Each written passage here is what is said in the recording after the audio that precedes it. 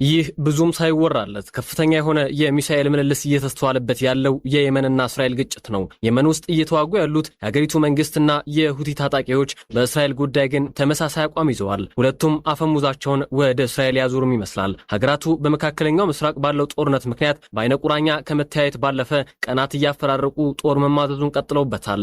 ዛሬም የሆነው ይህ ነው። የእስራኤሉ ሞሳድና የአሜሪካው ሲአይኤ በጋራ በመሆን ሲሰልሉኝና መረጃዎችን ሊመነትፉኝ ሲሉ አከሸፍኩ ያለው የየመን ጦር ምላሹን ጠብቁኝ የሚል ዛቻ አሰምቶ ነበር።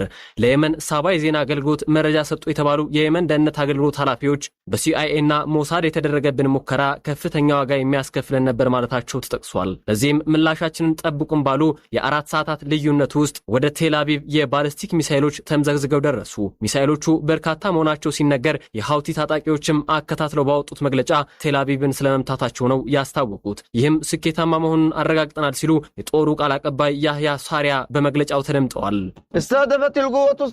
ሚሳኤል ኃይሉ የእስራኤልን ቴል አቪቭ ግዛት በሃይፐርሶኒክ ሚሳኤል በመምታት ኢላማውን ማሳካት ችሏል። ኦፕሬሽናችን በታለመለት ግብ ስኬታማ በሆነ መልኩ ተከናውኗል።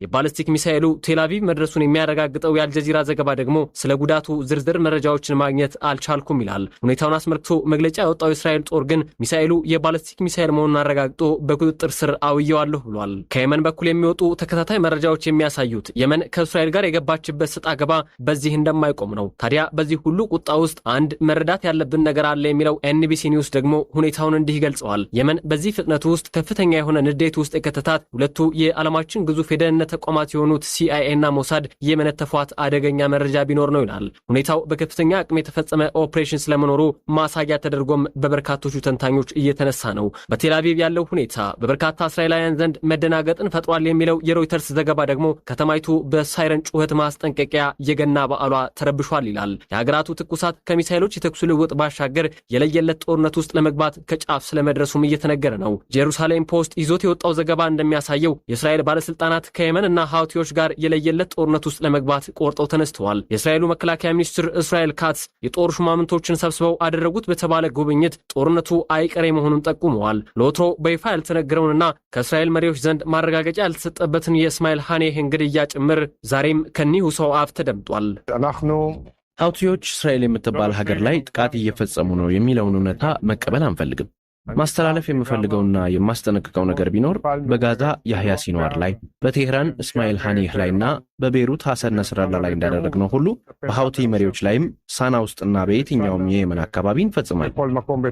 ይህም ንግግራቸው ለወራት ከእስራኤል በኩል ማረጋገጫዎች ያልተሰጡትን የቀድሞ የሐማስ መሪ እስማኤል ሐኒህ ግድያን በይፋ ለሀገራቸው ያስረከበ ነው። የመከላከያ ሚኒስትሩ ንግግር ከዚህም ባለፈ በጋዛ የሆነውን በሳናም መድገማችን አይቀሬ ነው አሉ በሚል በበርካታ የአረቡ ዓለም መገናኛ ብዙሃን እየተራገመ ነው። ታይምስ ኒውስ ይዞት የወጣው ዘገባ ደግሞ የሚኒስትሩ ንግግር በመካከለኛው ምስራቅ ውስጥ ሌላ የለየለት ጦርነት በር እያንኳኳ ስለመሆኑ ማረጋገጫ ነው ይላል። ሁሌም ቢሆን በእስራኤል የተቃርኖ ንግግሮች ውስጥ የማትጠፋው ኢራንን ብትሆን በሚኒስትሩ ሐሳብ ተካታለች። ሐማስንና ሂዝቦላህን ብቻ ሳይሆን የኢራንን የጦር አቅምም ሽባ ማድረጋችን አይዘነጋም ሲሉ ተደምጠዋል።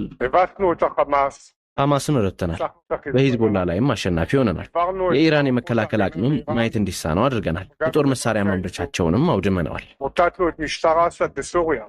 እንደ ፕሬስ ቲቪ ዘገባ ከሆነ የኢራን ጦር አመራሮች ዛሬ በቴህራን ግዙፍ የተባለለትን ጦር ስብሰባ ማድረጋቸው ተሰምቷል። ይህም አሁናዊውን የኢራንንና የእስራኤልን ጉዳይ በስፋት የዳሰሰ ነው ያለው ዘገባው አንድ ከፍተኛ የጦር አዛዥ ባደረጉት ንግግር የእስራኤል ሰማይ እኛን የሚያስቆመን አይደለም ማለታቸውን ጠቅሷል። በስብሰባው ላይም በቀጣዮቹ ቀናት ኢራን ግዙፍ የተባለለትን የጦር ልምምድ እንደምታደርግ ይፋ ሆኗል። ሜጀር ጀነራል ሳህላም አሊ ረሺድ የተባሉ የጦሩ ከፍተኛ አመራርም የኢራንን አቅም ለማየት የጦር ልምምዱን ጠብቁ ማለታቸው በዘገባው ተካቷል። ይህም ቀጠናው ከፍልስጤምና ከሊባኖስ ጎን የተመለከትናትን ኢራን ዛሬ ደግሞ ከየመን ጎን እንድንጠብቃት ምክንያት እየሆነ ይመስላል። ቀጠናው ግጭትና ጦርነት ያነሰው ይመስል ከዕለት ዕለት የሚስተዋለው ትከሻ መለካካት ዛሬም ሌላኛውን የእልቂት ስፍራ ሊያስመለክተን ከጫፍ መድረሱ በርካቶችን እያነጋገረ ነው።